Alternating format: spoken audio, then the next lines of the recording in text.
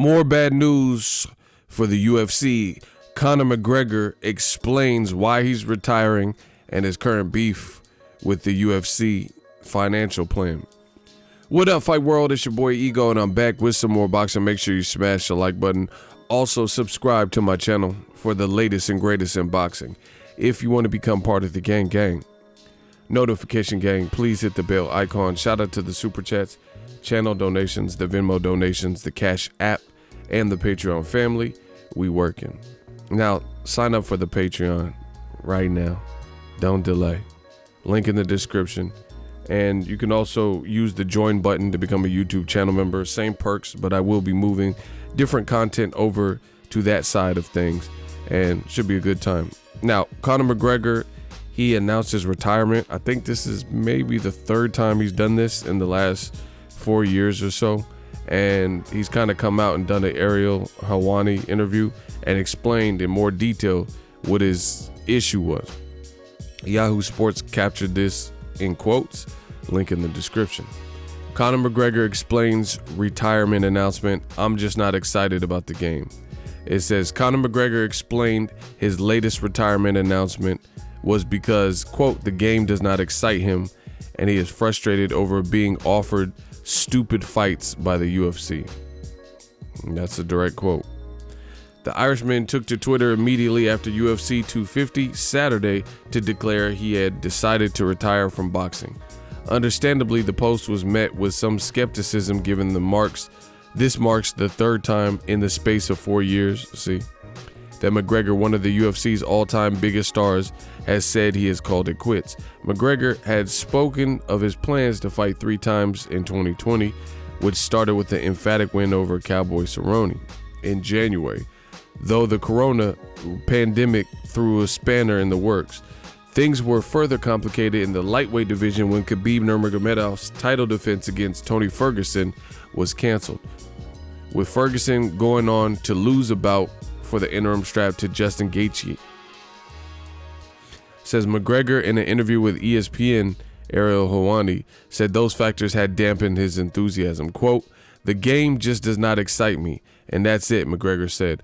All this waiting around, there's nothing happening. I'm going through opponent options, and there's nothing really there at the minute. There's nothing that exciting to me. They should have just kept the ball rolling. I mean, why are they pushing Khabib Nurmagomedov versus Gaethje back to September? You know what's going to happen in September? Something else is going to happen in September, and that's not going to happen.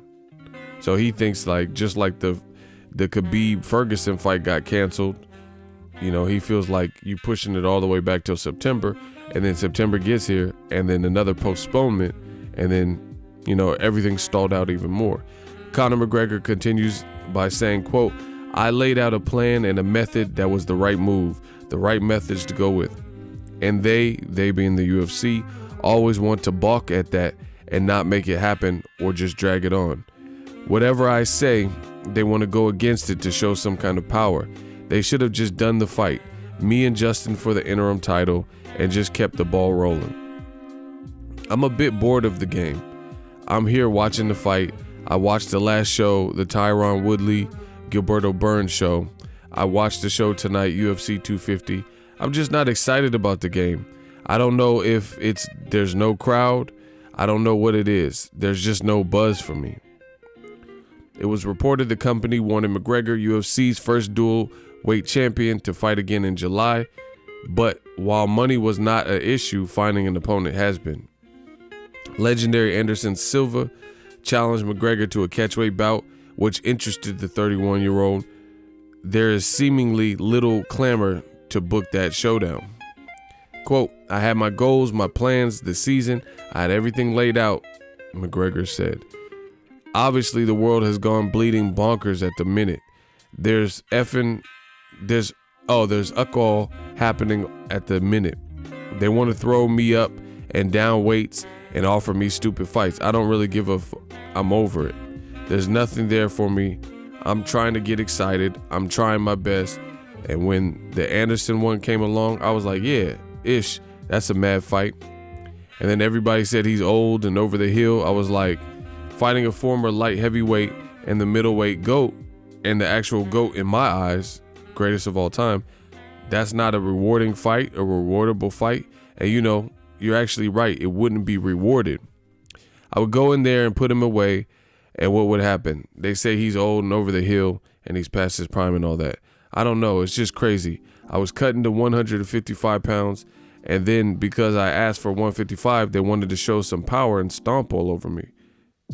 I don't know why they do this, but it was taken from me and then pushed back.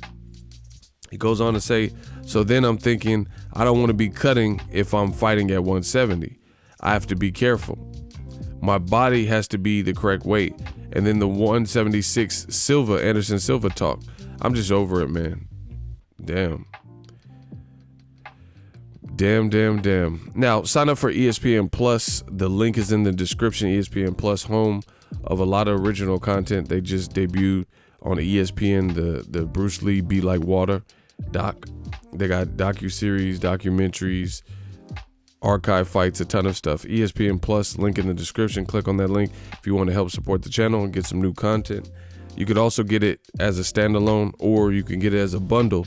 ESPN Plus, Hulu, and Disney Plus, all three apps, one price, $12.99. Use that link in the description. Now, this is crazy news from Conor McGregor. He sounds really just kind of over it. He feels like he's not motivated. There's nothing going on. And the plans where I guess he had conversations with the UFC, they kind of balked at it. Now you see this, and he's saying, I'm retired. Happy retirement, daddy. Floyd Mayweather responded. Look how many likes Floyd got. 37,800 likes. Wow. Floyd did respond. I made a video about it. Floyd responded to the retirement. He said, if I'm not mistaken, didn't you tell Mike Tyson that you could beat me if we fought a second time? Now you're quitting. I thought you wanted to beat the best. Well, if you decide to come back, I will be waiting to punish you again. Damn. So I don't know. I'm wondering. I'm not dumb. Conor looks like he's been training hard. He looks in shape, keeping his shape up. So I don't really think he's retired. I think he's saying that maybe to create like a fighter union or strike, right? And get some of that power back that the UFC is trying to boss up on him. But that's one option, is that he's doing it for, it sounds like a lot of the fighters in the UFC are going on strike. They're not being happy with the compensation packages that they're getting, and they see that there's so much money to be made and the company's making money, and they don't really care that it's in a pandemic. Guys like John Jones, Jorge Masvidal, they like, look what I brought to the table. Look what I'm bringing to the table. You're going to pay like you weigh. Henry Cejudo, his retirement was weird.